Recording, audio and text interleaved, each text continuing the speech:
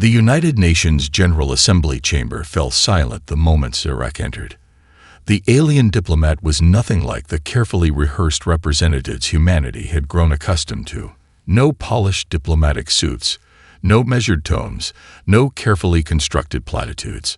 Zorak's skin rippled with what humans would later describe as pure, unbridled rage.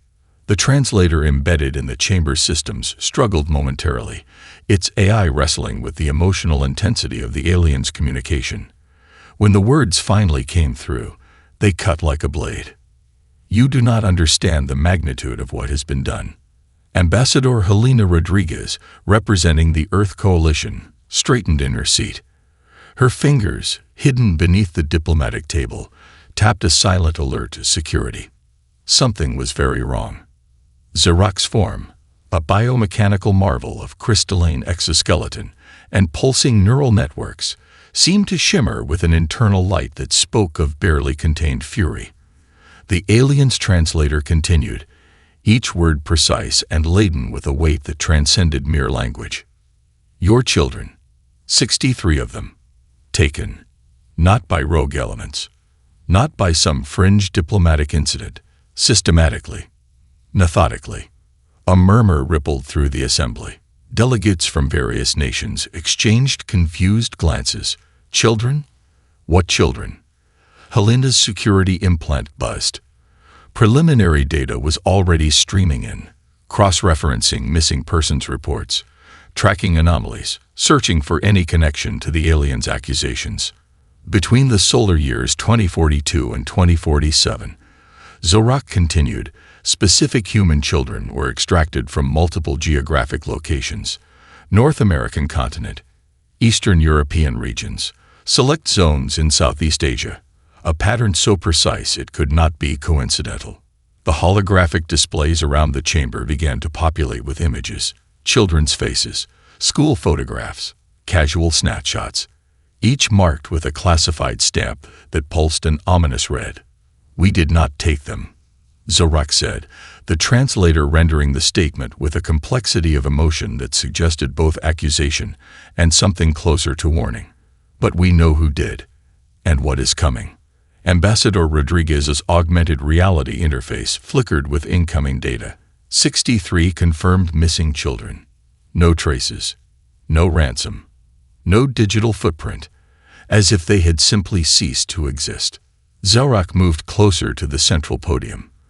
The chamber's environmental systems seemed to react to the alien's presence, temperature dropping, lights flickering in a subtle, almost imperceptible dance. "This is not a diplomatic incident," the alien stated. "This is a prelude." A prelude to what? Just as Zorak began to elaborate, the communication feeds went dead. Every screen, every translator, every digital interface in the massive UN chamber simultaneously cut to black. Silence. And then, from somewhere deep within the chamber systems, a sound. Brief, almost undetectable, like a child's whisper.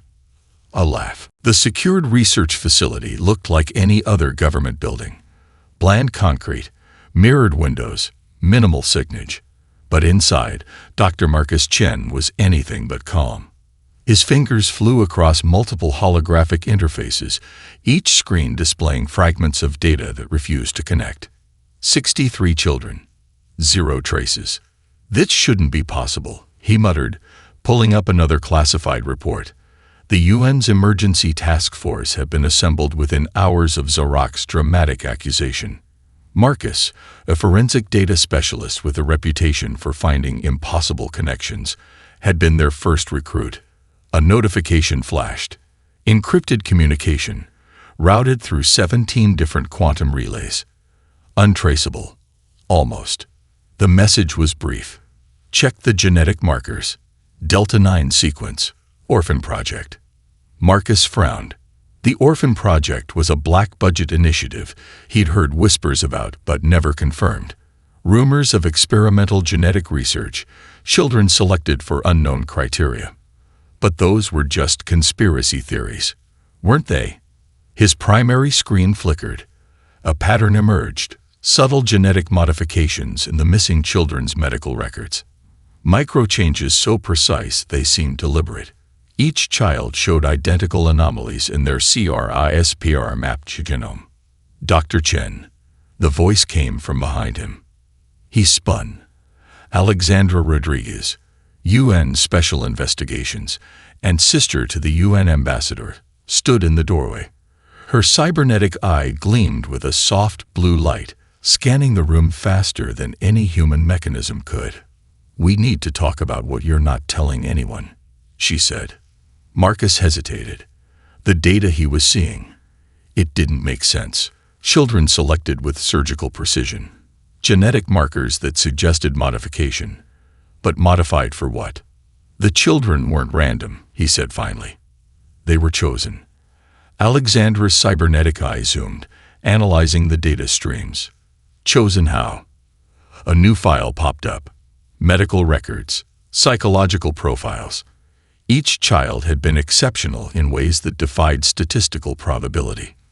One, a 7-year-old from Montreal, had demonstrated mathematical capabilities that would challenge most doctoral candidates.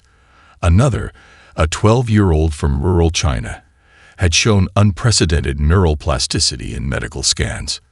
"They're not just children," Marcus whispered. "They're something else." The room's temperature dropped. Marcus's communication systems began to glitch. Not a complete shutdown, but a series of fractured transmissions that lasted milliseconds. A sound, barely perceptible, like a child's laughter, echoing through digital static. Alexandra's cybernetic eye flickered.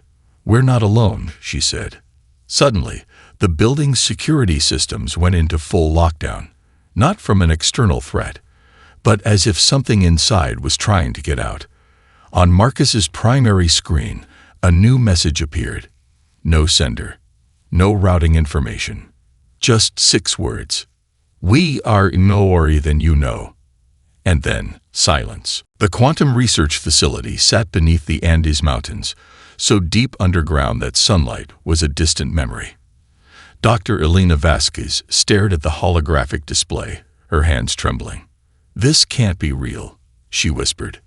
The genetic sequencing before her defied every known principle of human biology. The sample, taken from one of the 63 missing children, wasn't just modified. It was fundamentally different. Her primary research assistant, Dr. David Kim, adjusted the quantum resonance scanner. "The cellular structure is adaptive," he said, his voice a mix of scientific excitement and genuine fear. "It's not just changing.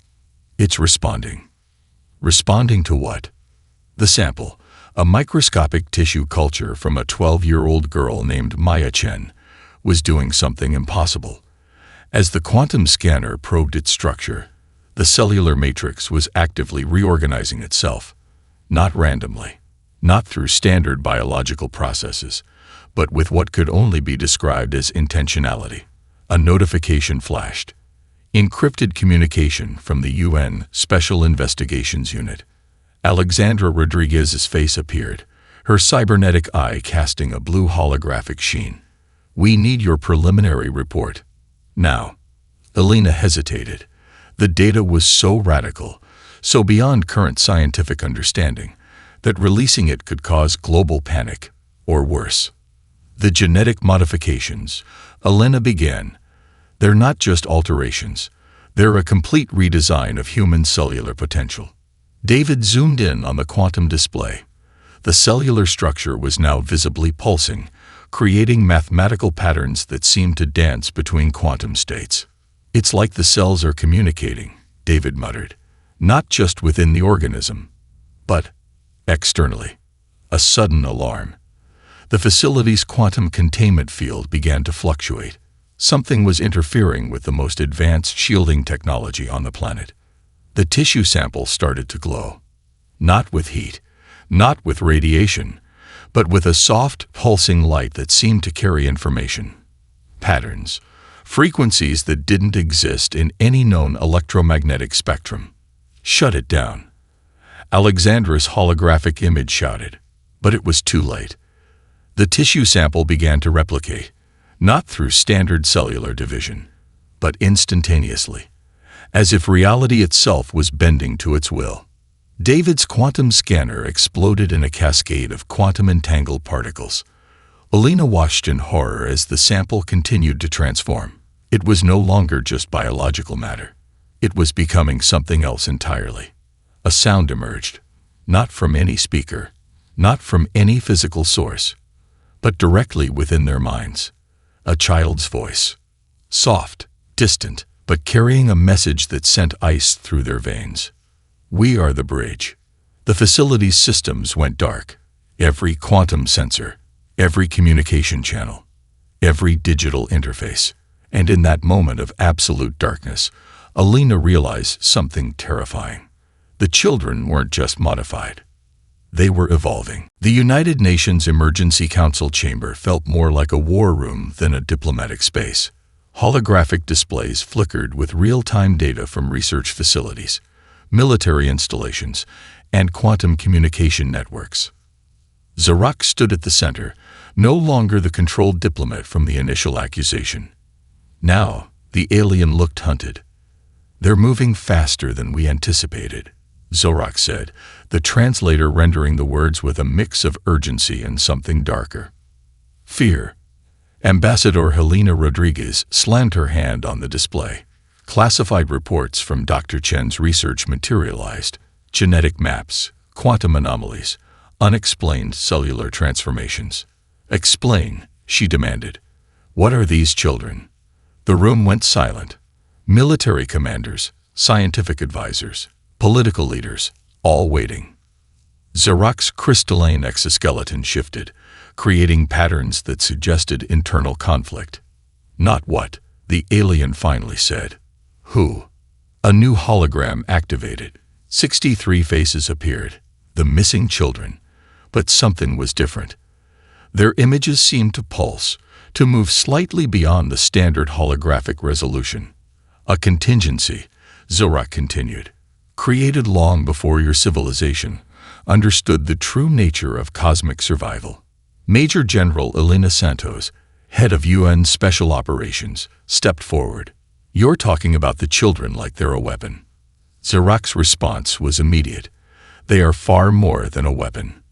They are a solution." Before anyone could respond, the facility's quantum communication network erupted. Multiple screens showed simultaneous interference, military installations, research centers, diplomatic channels. A transmission cut through. Fragmented, impossible to trace. 63 voices, speaking in perfect unison. "We are listening." The room's temperature dropped. Electronic systems began to fluctuate. Helena's communication implant buzzed. A message from her sister Alexandra. "They're breaking through. Quantum firewalls. Communication protocols. Everything." Zarak turned, facing the assembled leaders. "The threat is coming, and they are our only defense." Suddenly, the holographic displays changed. The children's images began to move, not like standard recordings, but as if they were actively choosing what to show.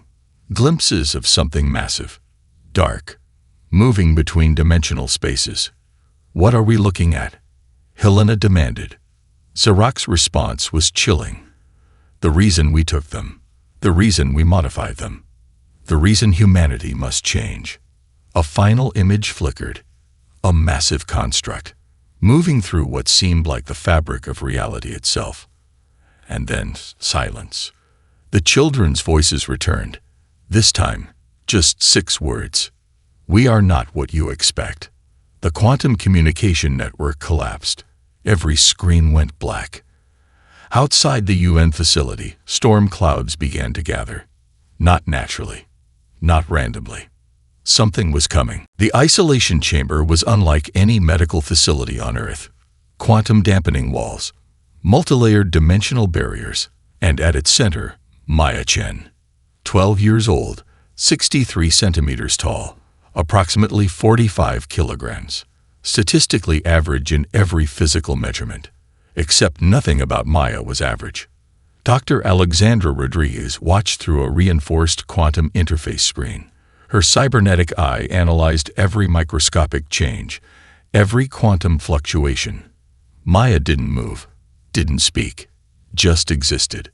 "Talk to me," Alexandra whispered into the communication interface. The girl's eyes, previously a standard brown, shifted. Not a color change, a complete reconfiguration of her iris. Patterns formed. Mathematical. Precise. Impossible. "We hear you," Maya said, but the voice wasn't just sound. It was a multi-dimensional communication that vibrated through quantum frequencies. Alexandra's neural implant struggled to process the communication. Fragments of meaning crashed through her consciousness. Preservation. Transformation. Survival. "What are you?" Alexandra asked. Maya tilted her head. A smile that wasn't quite human-formed. "We are the bridge." The same phrase from the quantum research facility. The same cryptic message. Suddenly, the isolation chamber systems began to fluctuate, not from external interference, but from Maya herself. Quantum entanglement sensors showed impossible readings.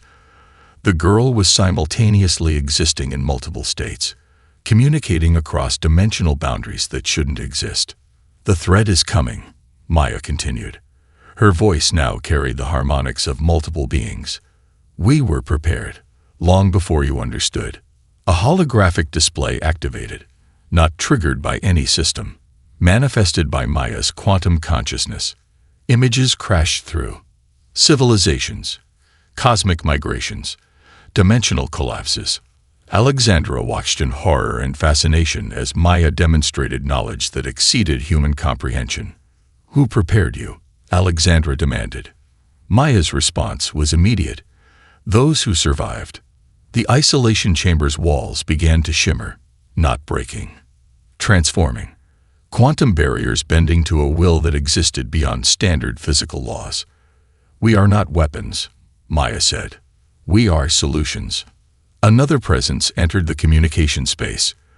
Xeroc's quantum signature, fractured and intense. "Tell her," the alien's communication suggested, "about the convergence." Maya turned. Directly. Impossibly. Looking straight through the quantum interface screen. Straight at Alexandra. "They are coming," she said. "And we are the only defense." The isolation chamber systems went critical. Not an explosion. A quantum event. Maya smiled. "We are ready." And then, silence. The only evidence something had happened. A single strand of hair. Floating. Quantum entangled. Defying every known law of physics. Waiting. The quantum archive was buried beneath the Atacama Desert, a facility so classified that its existence was known to fewer than 7 people on the entire planet. Dr. Marcus Chen stood before a holographic display that mapped something impossible. Dimensional intersections across multiple civilizational timelines. "It's not just us," he muttered. Xeroc materialized beside him, not through any traditional transport, but as a quantum projection that flickered between states of existence. "The children are a pattern," the alien said, "not an anomaly." The display erupted with data. 63 children. But not just from Earth. Genetic markers from at least 17 different known and unknown civilizations, each modified, each transformed, each serving as a quantum bridge. A communication fragment appeared, encrypted, fragmented, from somewhere beyond human comprehension. "Convergenc plurotog activated." Marcus's hand trembled. "What are we looking at?" Xeroc's quantum projection shifted, creating patterns that suggested both warning and hope. Survival. The archive's systems began to pulse, not with electricity, but with something more fundamental, a communication that existed between the spaces of reality. Images crashed through the quantum display. Civilizations dying. Dimensional boundaries collapsing. Something massive moving between the cracks of existence. "The Void Hunters," Xeroc said. The translator rendered the words with a depth of terror that transcended language. Marcus watched as the display showed civilizations, thousands of them, being consumed, not destroyed. Consumed, erased from the very fabric of dimensional existence. The children, Marcus whispered, are a defense mechanism. Zarok's projection nodded. More than a defense, a bridge, a way to preserve the essence of what might be lost. A new communication burst through. The 63 children, speaking as a single quantum consciousness. We AAVBEN pari pairing. The archive's quantum sensors went critical. Multiple dimensional barriers began to shimmer. Something was trying to break through. Marcus saw it first. A darkness, moving between dimensional spaces, consuming everything in its path. Not just matter, not just energy, but the very concept of existence. How long? Marcus asked. Zarok's response was chilling. Days, maybe hours. The Void Hunters were coming, and the children were humanity's only hope. A final transmission cut through. Calm VRGNC imminent. The quantum archive systems began to collapse, not from damage, but from a fundamental reorganization of reality itself. Marcus looked at Zarok. What happens now? The alien's quantum projection began to fracture. Now, Zarok said, we fight. And then, silence. Waiting. The dimensional breach opened like a wound in reality. 63 children stood in a perfect circle, not on any recognizable surface, not in any single location, existing simultaneously across multiple planes of existence. Alexandra Rodriguez watched from a quantum-stabilized observation point. Her cybernetic eyes struggled to process what was happening. The Void Hunters were coming. Maya Chen, the girl from the isolation chamber, stood at the circle's center. Her body no longer looked entirely human. Quantum frequencies rippled through her form, creating patterns that suggested multiple states of existence. Initiate, she said. But the word wasn't just sound. It was a quantum command that resonated across dimensional boundaries. The other 62 children began to change, not transform, merge, their individual consciousnesses combining into a single, multi-dimensional entity.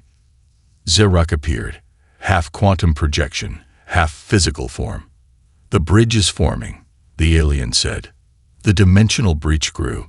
Something massive approached. Not a ship, not a weapon, but a fundamental force of cosmic consumption. The Void Hunters moved between realities, erasing entire civilizations with each quantum pulse. Maya's voice, now a collective consciousness, spoke. We are the defense. Quantum sensors across multiple research facilities went critical. Military systems worldwide began to interface in ways they were never designed to connect. Dr. Marcus Chen watched from the quantum archive. They're using us, he realized. The entire human infrastructure is becoming part of their defense mechanism. Communication networks collapsed and reformed. Satellite systems realigned. Every technological system on Earth began to reconfigure, drawing power from sources that shouldn't exist. The Void Hunters pushed against the dimensional boundary. Reality itself began to strain. Stand by, Maya's collective consciousness announced. Alexandra's neural implant overloaded.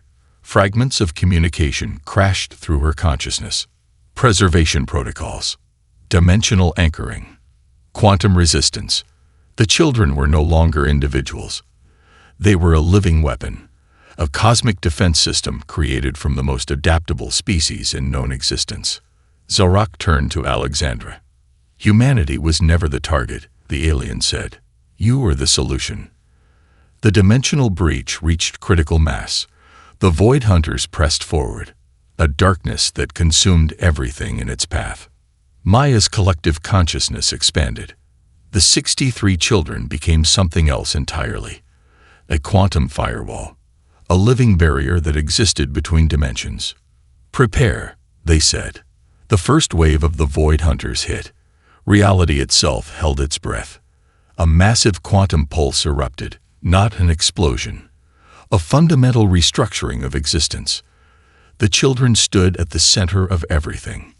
waiting, silence. Not the absence of sound, but the absence of everything. Maya, or what had been Maya, existed everywhere and nowhere. The collective consciousness of 63 children now stretched beyond human comprehension. The Void Hunters were gone, but something remained. Dr. Alexandra Rodriguez opened her eyes. The world around her looked different.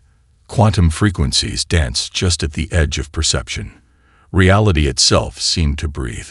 Zarak materialized beside her. The alien's form was no longer distinct, part biological, part quantum probability. "We won," Alexandra said. It wasn't a question. Zarak's response came not through words, but through a cascade of understanding that crashed through Alexandra's consciousness. The children were never just a defense. They were a transformation. Fragments of memory surfaced.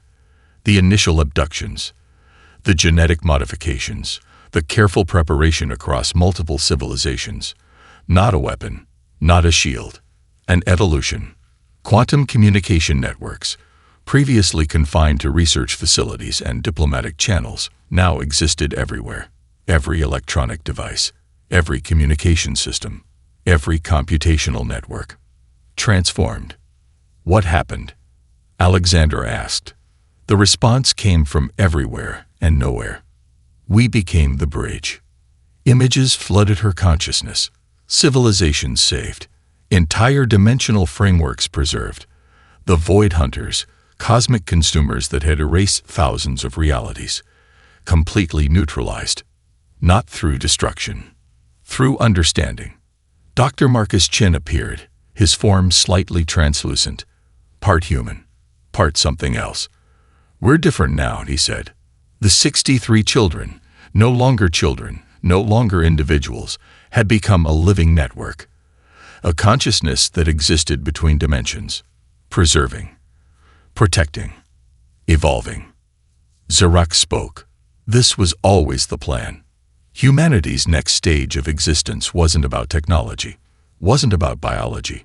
It was about becoming something fundamentally different. A final transmission cut through. "We RDTE Seong Tinuhan." Alexandra looked at her hands. They flickered between multiple states of existence. Quantum potential made manifest. The world had changed. Not through war. Not through conflict. Through transformation. Zarak's final message resonated. Welcome to the next stage of existence. And then, a moment of perfect understanding. Humanity was no longer alone. Humanity was no longer limited. Humanity had become the bridge.